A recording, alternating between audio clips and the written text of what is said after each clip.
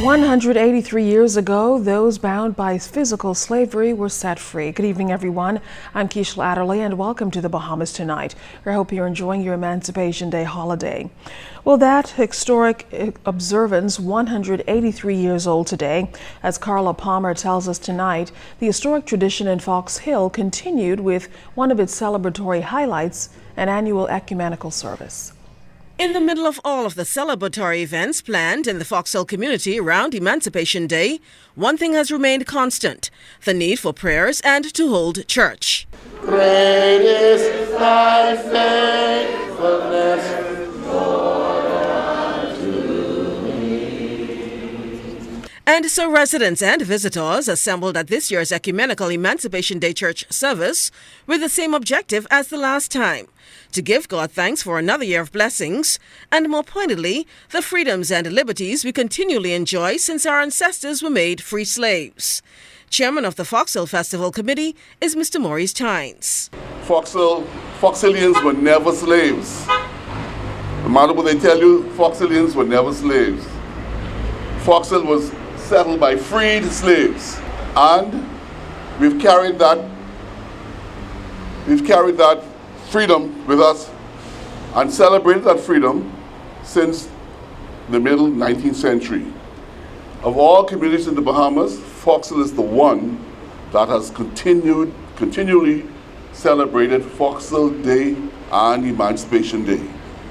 Without emancipation, there could have been no independence. I hope we understand that and appreciate that.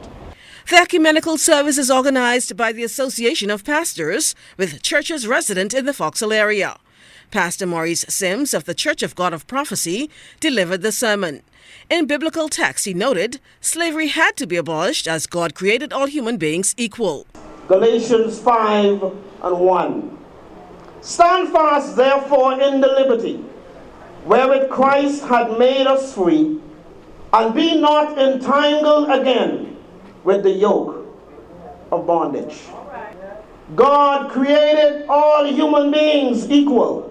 Galatians 3:28 states, there is neither Jew nor Greek, there is neither bond nor free, there is neither male nor female, for ye are all one in Christ Jesus. The Emancipation Day service carries with it hundreds of centuries of age-old tradition, which now includes the affirmation of freedom, a proclamation not only read but written by Mrs. Patricia Burrows.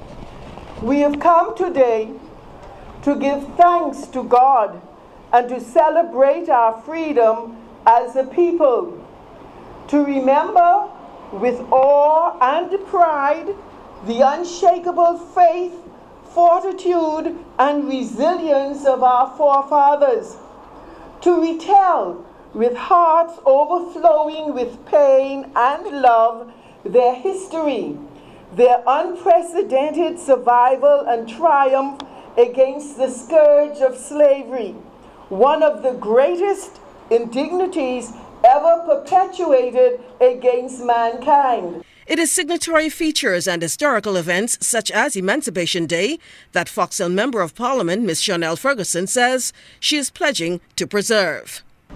To know where we're going, we must know from whence we came. It's very important. We must speak of our forefathers, and we must speak of them often.